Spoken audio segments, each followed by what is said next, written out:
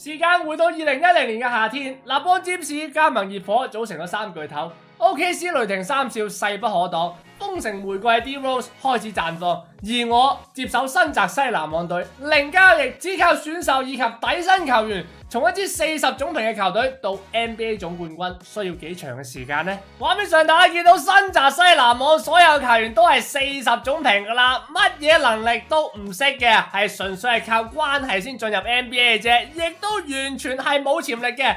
喺第一個賽季能否交出0勝82負嘅戰績呢？接下嚟常規賽結束啦，我哋新澤西籃網不負眾望，做到咗82負嘅戰績，平均攞35分，失136.4分，分差負100.9分啊！23% 嘅 field goal， 三分命中率高達 0.95， 哎呀，罰波 percent 係點樣呢？ 25% 嘅，咁但係平均失誤嘅話呢 11.6 個係全聯盟最低嘅。上一年我哋做巫師嘅系列亦都係咁樣嘅，犯規呢？犯規都係多啲嘅。隊內嘅得分王係 Leon Burks， 雖然話上咗4場波啫，但係場均5分就第一名噶啦，25% 嘅 field goal嘅。隊內嘅籃板王係 Grant Harden， 依家係左腿骨折嘅，僅上咗5場波就骨折噶啦。隊內嘅助攻王係 Tyrese Oliver 嘅，場均有1個助攻嘅。接下嚟嘅時間，我哋準備行呢個選秀嘅流程啦。呢個時候我要補充一個重要嘅規則啦。咁啊 2K25 我哋嘅零交易模式咧係從現實嘅時間線開始啦，所以選秀名單全部都係電腦生成嘅球員啦。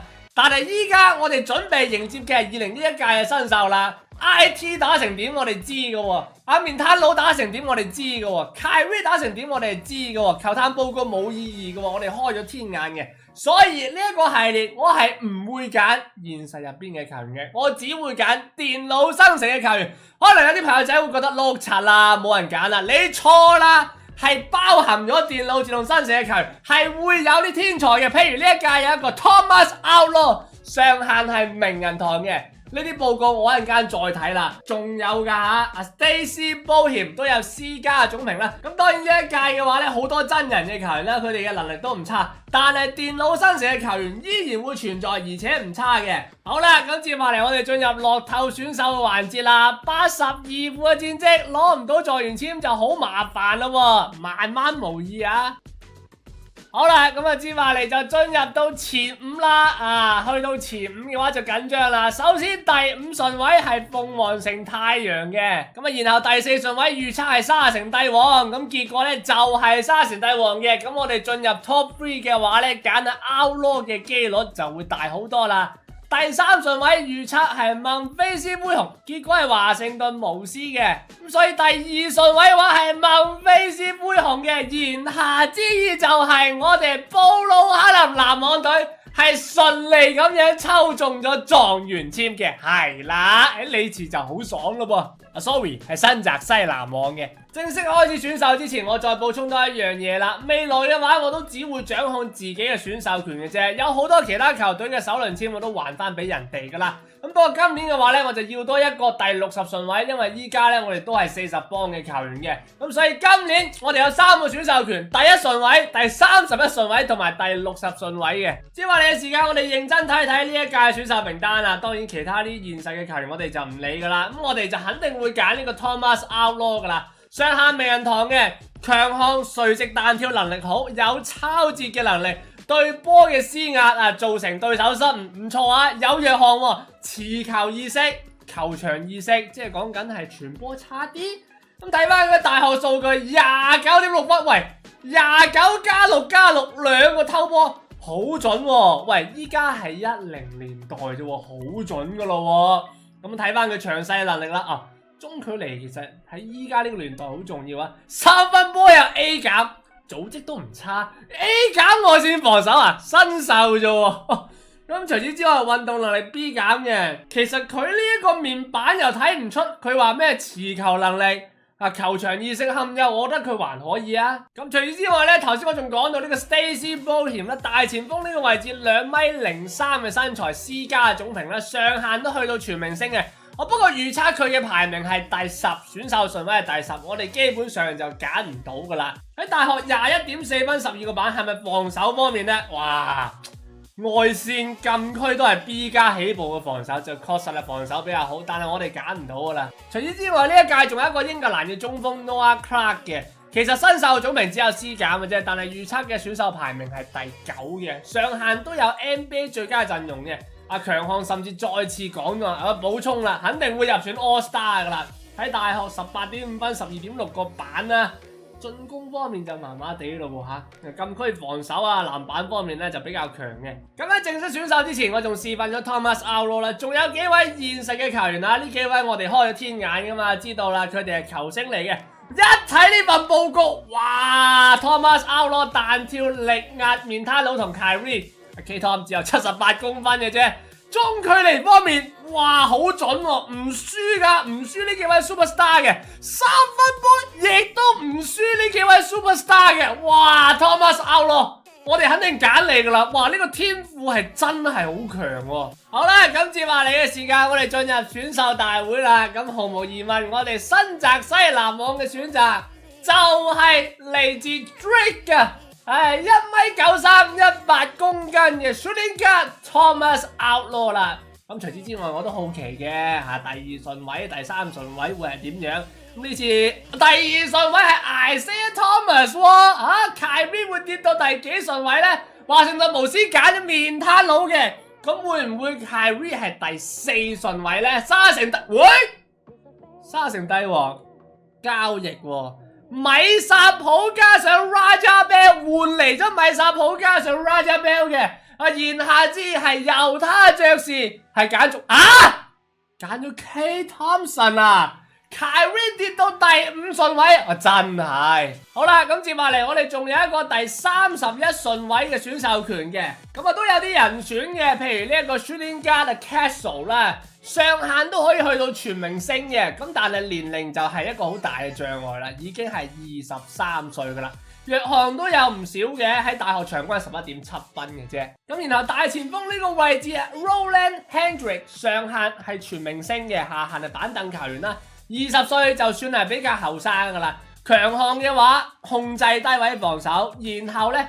可以喺干擾中執行中距離嘅上肢力量足球，咁當然都係有啲弱項啦。依家呢個能力麻麻地嘅啫嘛，大學場均15.8分，呢個標高係差啲。哇，即係新秀嚟講咧，就確實呢個能力就唔係太好啦，但係就有潛力嘅。然後仲有另一位大前鋒 Guy Bernard 嘅2.03米，上限都可以去到全明星嘅。咁不過同樣啦，年齡亦都係咧。一個好大嘅問題嘅，場均14.1分，10.5個板啦。佢嘅能力都唔算係話太過出色，但係籃板咧有 B 加。咁啊，綜合咁樣考慮之後咧，大家都知道啦，電腦新城嘅球員咧，可能巔峰開始得會比較早啦。咁雖然話 Roland Hendrick 暫時咧，即係個能力方面係曳少少嘅，咁但係佢就有潛力嘅，上限係 All Star。咁而且後生20歲啫，咁所以咧我相信佢啊，2.03米嘅大前鋒 Roland Hendrick 嘅。好啦，最後仲有一個第60順位啊！咁坦白講，去到呢個階段，啲球探都係懵成成噶啦，得2個球員係100% 嘅報告啫。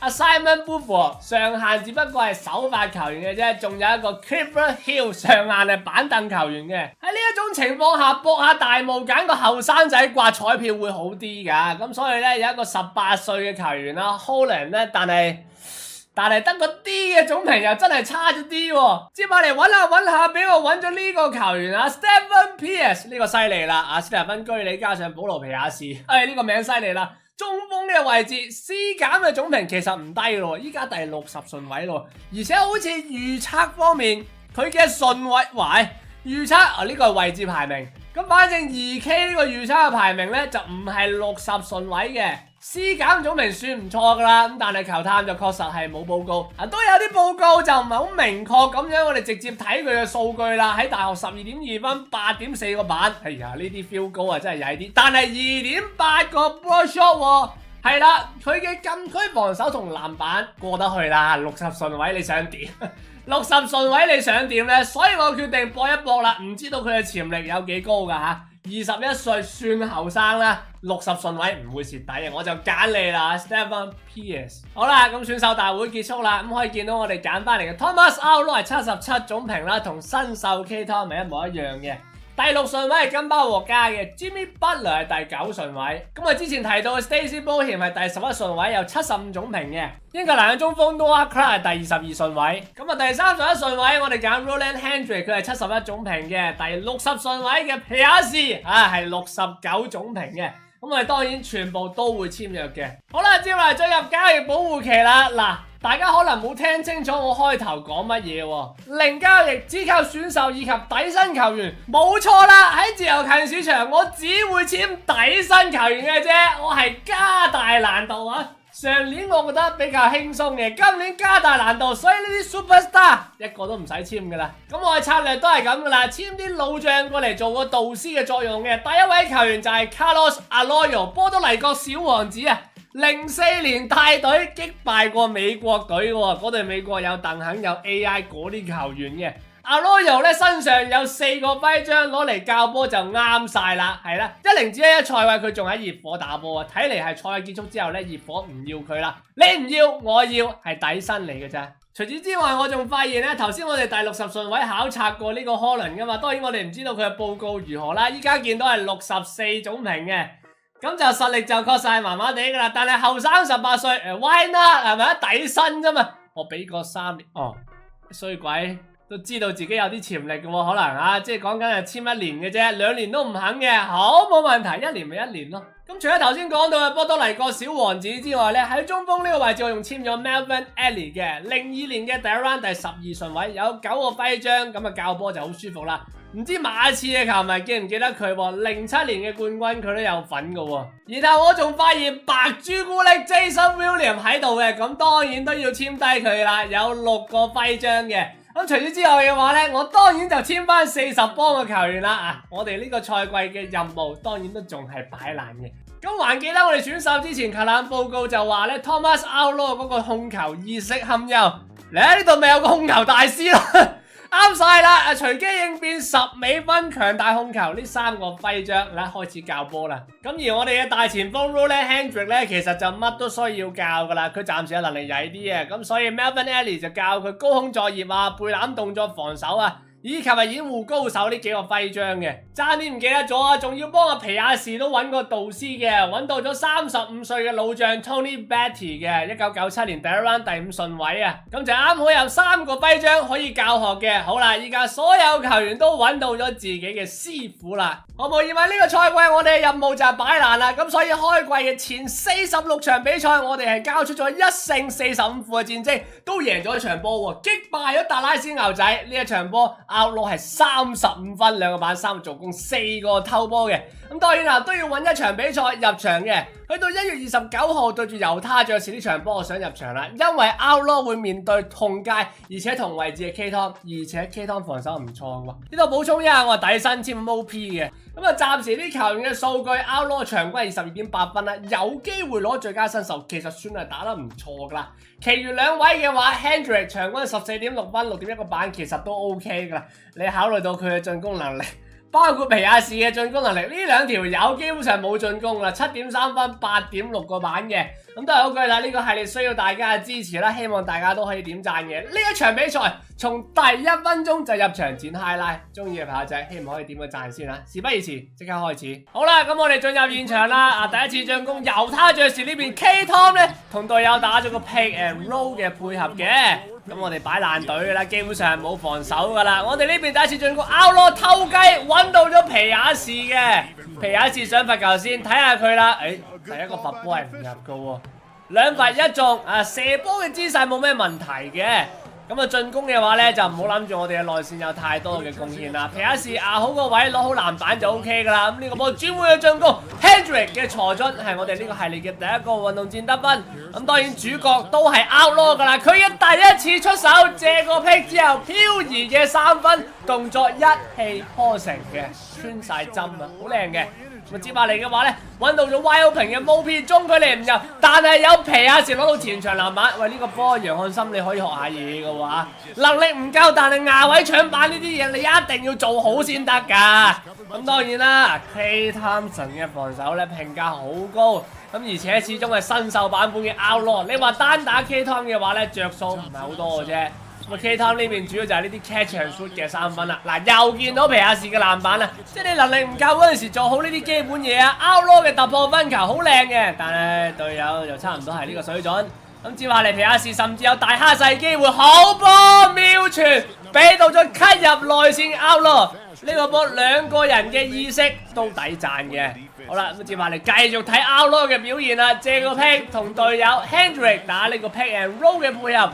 暫時佢嘅表現真係睇唔出係一個新秀球員喎，啲處理非常好嘅。咁接翻嚟阿羅尤咧同皮亞士打 pick and roll， 其實皮亞士呢個能力嚟講，佢真係做得非常好啦，全部啲基本嘢做得好紮實嘅。咁不過接下嚟有啲40幫嘅球員上場啦，咁 Outlaw 就越打越辛苦啦。咁 K Thompson 嘅防守頭先講咗啦，係 very good 嘅，但係呢個波咬身左手拋頭捉到 and one 啊 ！Outlaw 已經展現出佢嘅大將之風啦。帶領40幫嘅球員喺場上，你睇下呢啲位置40幫嘅球員都唔敢上嘅，所以每一個波都要交俾 Outlaw 噶啦。咁呢個波冇時間啦，最後3秒啦，硬射迪朗威廉士有身材優勢，無視防守嘅，又一個穿針波。不過打咗成節啦 ，Outlaw 嘅體能有啲問題啦，有啲攰嘅，但仲可以繼續得分。你可以見到啊，啲進攻回合如果個波冇經到 Outlaw 隻手嘅話呢，就冇噶啦。咁當然亦都係冇防守噶啦。我可以咧拍住心口咁講啦，依家得到嘅所有分數，你見到同 Outlaw 都係有直接嘅關係嘅。咁啊，接埋繼續係佢嘅表現啦 ，Pick and roll 嗱，40幫嘅球員佢都可以帶領到嘅，咩都做晒噶啦。呢啲 logo shot 又要自己嚟射，佢話我唔 care 數據啦。第一節大隊居然僅落後2分。咁接埋嚟第二節啱開場嘅時間咧 ，Outlaw 就落去休息啦。我哋見到 Hendrick 嘅上籃啦。咁啱開始段時間隊波仲頂得順嘅，但係打下嘅話咧就頂唔順啦。咁你靠 Hendrick 嚟得分啊？本身佢嘅能力都一般般噶啦，咁然後呢個 Holland 18歲嘅呢個僆仔咧，能力其實都真係唔係好掂嘅啫，咁所以見到咧呢一個分差就上到雙位數啦，咁冇辦法啦 ，Outlaw 重新出場，咁當然啦，40幫嘅球員都仲有幾位留喺場上嘅，甚至連發波都搞唔明啊，馬上就開始咧送上分數啦。冇辦法啦 ，Outlaw 都係要自己嚟噶，借2個 pick 啊，戰術非常明確嘅。嗱，呢啲分波分出嚟咧，40幫球員唔敢射，咁冇計啦 ，Outlaw 兜2個 pick 出嚟 ，catch and shoot 3分再中啊！嗱，唔單止得分嘅，仲要為40幫嘅球員食餅，係籃底啲波冇問題。個結果咧，接埋嚟40幫整咗個漂移3分啊！問你死未？咁啊，然後我哋見到 Outlaw 嘅速度亦都非常快啊，捉到迪朗威廉士嘅犯規啦，係真係攰噶啦。咁呢個波喺內線呢 K Thompson 偷波心啊，繼續係 Outlaw 嘅得分。咁你都冇辦法噶啦，場上嗰啲40幫球員，就算唔係40幫都係60幾種名。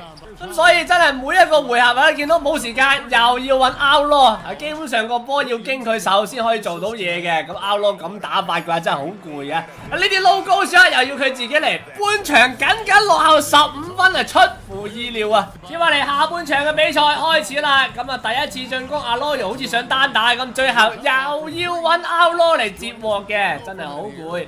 接完鑊之後呢，仲要送助攻俾隊友，甚至前場籃板都要自己搶嘅。呢一節確實佢嘅效率就跌咗落嚟啦。喂，你咁打法梗係跌啦。咁啊 Hendrick 呢邊有一個中距離啊，幫助一下球隊。咁然後 Outlaw 借2個 pick 啊，衝入內線，左手上籃。佢啲動作好似一個老將，唔似一個新秀啊，好成熟嘅。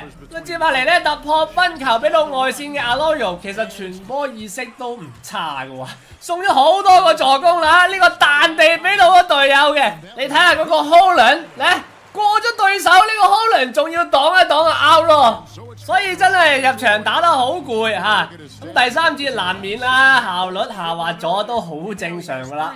我就發現佢體能咧就唔算好頂級嗰隻喎嚇，好容易攰嘅。咁當然啦，咁打法就攰到正常啦。每個回合都要經你手嚇。又要自己入波，又要自己送助攻啊！甚至40幫嘅球員呢，都要佢帶領去得分嘅，冇辦法啦 ，Outlaw 你再忍忍啦！嚟緊呢1-2個賽季，我哋都係要擺爛。你睇呢個大番薯啦，防到撲晒街嘅，冇辦法啦！第3節落後26分啦，咁啊去到第4節嘅話呢，最後3分鐘啊 ，Outlaw 先上場。咁好在今年40幫都識打啲 pick and roll， 如果唔係嘅話呢，就真係一啲得分能力都冇噶啦。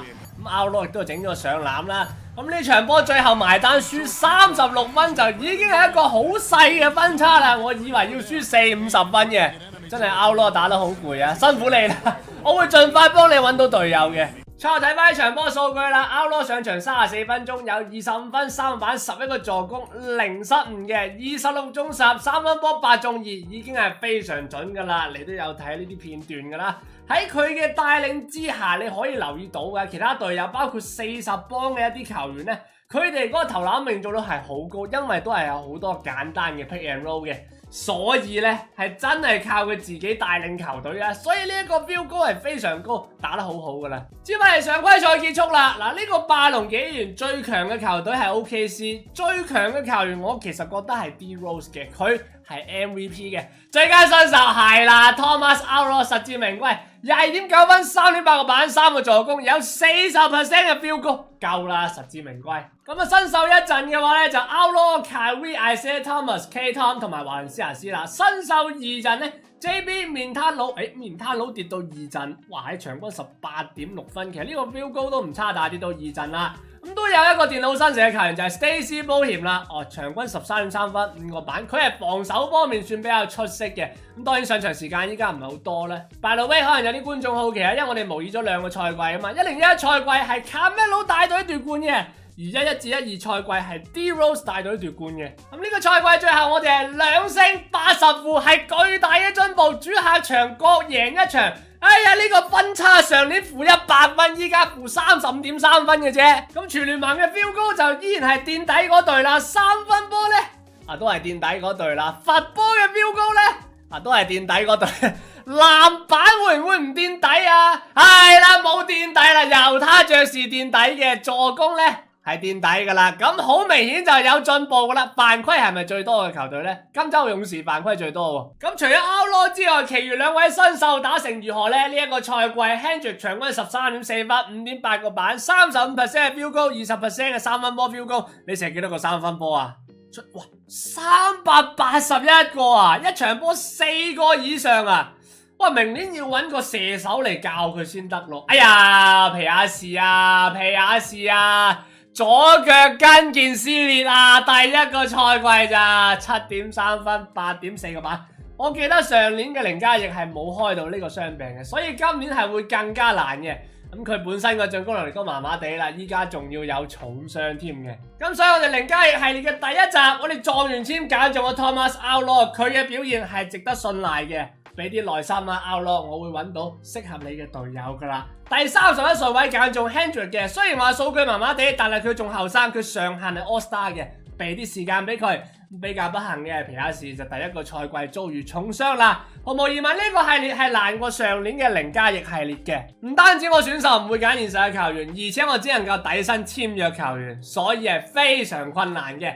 而且咧呢個系列可以加在現實嘅名單，有真人嘅陪伴作為我哋嘅對手，我覺得呢個系列會更加精彩。多謝嗰句，中意呢個系列嘅朋友仔，希望可以繼續點讚，繼續支持零交易嘅系列，每一集都希望大家可以點讚嘅。咁我哋下期再見，拜拜。